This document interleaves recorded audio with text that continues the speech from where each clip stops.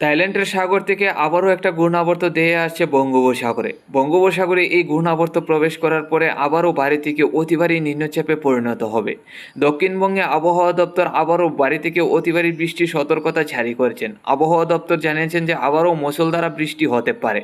দক্ষিণবঙ্গের কয়েকটি জেলা আবারও ভাসতে পারে। বন্ধুরা, থাইল্যান্ডের সাগর থেকে যে ঘূর্ণাবর্ত ধেয়ে আসছে বঙ্গোপসাগরের দিকে, এই ঘূর্ণাবর্তে কী পরিমাণ নিম্নচাপ বা লঘুচাপ থাকছে, আগামী দিনে বঙ্গোপসাগরে প্রবেশ করার পরে কী পরিমাণ নিম্নচাপ পরিণত হবে, এছাড়া এই ঘূর্ণাবর্ত কোন দিকে দিয়ে আসছে এবং কোন দিকে যাবে, আগামী দিনে কোন দিকে ল্যান্ডফল করার সম্ভাবনা আছে।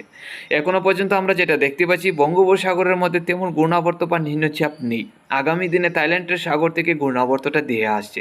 আমরা থাইল্যান্ডের সাগরের দিকে যদি যাই তাহলে কিন্তু আমরা দেখতে পাচ্ছি আজকের দিনে থাইল্যান্ডের সাগরের সাইড নিয়ে থাইল্যান্ডের দিকে আমরা একটা ঘূর্ণাবর্ত দেখতে পাচ্ছি, এরই মধ্যে নিম্নচাপও আছে।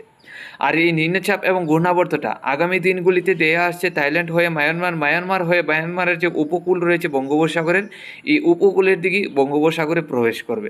তারপর এই ঘূর্ণাবর্ত থেকে আবারও নিম্নচাপ পরিণত হবে। দেখুন, আগামীকালকের মধ্যে দেখতে পাচ্ছি ঘূর্ণাবর্তটা থাইল্যান্ডের উপর চলে আসবে। থাইল্যান্ড থেকে আগামী 20 তারিখ থেকে 21 তারিখের মধ্যে মায়ানমারের উপরে দেখুন চলে যাচ্ছে এই ঘূর্ণাবর্তের নিম্নচাপ এবং লঘুচাপগুলি।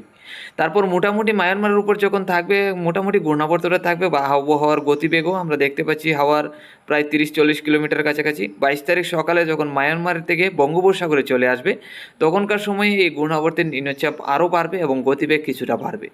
তারপর 23 তারিখের মধ্যে কলকাতা এবং উড়িষ্যার উপকূল ধরে ঘূর্ণাবর্তটা চলে যাওয়ার সম্ভাবনা আমরা দেখতে পাচ্ছি। তবে 22 তারিখের মধ্যে যখন বঙ্গোপসাগরে ঘূর্ণাবর্তটা থাকবে, তখনকার সময়ে এই ঘূর্ণাবর্তের গতিবেগটা কিছু বাড়বে, প্রায় 40 থেকে 50 কিলোমিটার কাছাকাছি চলে আসবে।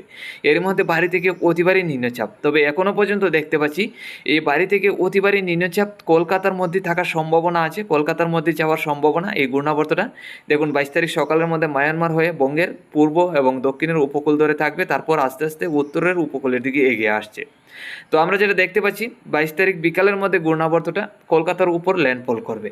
তারপর 23 তারিখের মধ্যে আমাদের মধ্যভারতের দিকে চলে যাবে। তো এখনও পর্যন্ত আমরা যেটা দেখতে পাচ্ছি, ঘূর্ণাবর্তটা উড়িষ্যা এবং কলকাতার দিকেই যাওয়ার সম্ভাবনা আছে। এর মধ্যে ভারী থেকে অতি ভারী নিম্নচাপগুলিও কলকাতা এবং উড়িষ্যার মধ্যেই থাকবে। তো পরবর্তী দিনে হয়তো আরও পরিবর্তন হতে পারে। পরবর্তী দিনে এই ঘূর্ণাবর্তটা কলকাতা এবং উড়িষ্যা না হয়ে বাংলাদেশের উপরে চট্টগ্রামের দিকেও যেতে পারে। তাদের চট্টগ্রাম আমাদের ত্রিপুরা রাজ্যের দিকেও থাকতে পারে। তো প্রত্যেকদিন নজর রাখবো এবং প্রত্যেকদিন আমরা আপডেট নিয়ে আসবো। এখন চলে যাব যে আজকে এবং আগামীকাল কোন কোন জেলায় কী পরিমাণ বৃষ্টি হতে পারে, তাতে নিম্নচাপ প্রবেশ করার সম্ভাবনা আছে কিনা। আজ 18 সেপ্টেম্বর বুধবার 2024। দেখুন, আজকের দিনে সকাল থেকে আমরা যেটা দেখতে পাচ্ছি, আংশিক মেঘলা ভাব থাকলেও তেমন বৃষ্টি নেই ত্রিপুরা এবং বাংলাদেশে, বা নিম্নচাপও নেই, যাতে কি বৃষ্টি হবে না আজকে সকাল পর্যন্ত।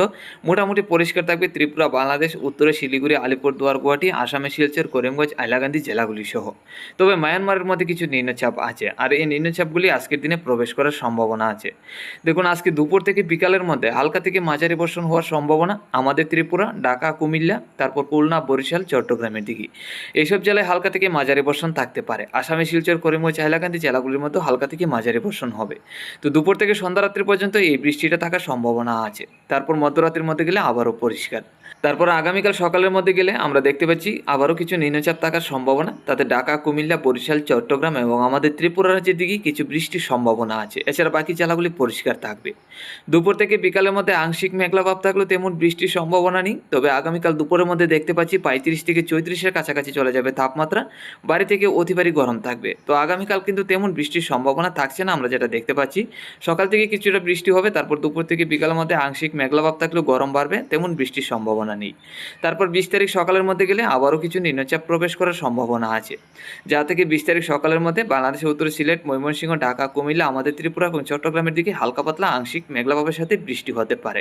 তারপর তেমন নিম্নচাপ আর থাকছে না। 21 তারিখ সকাল থেকে বৃষ্টি হবে।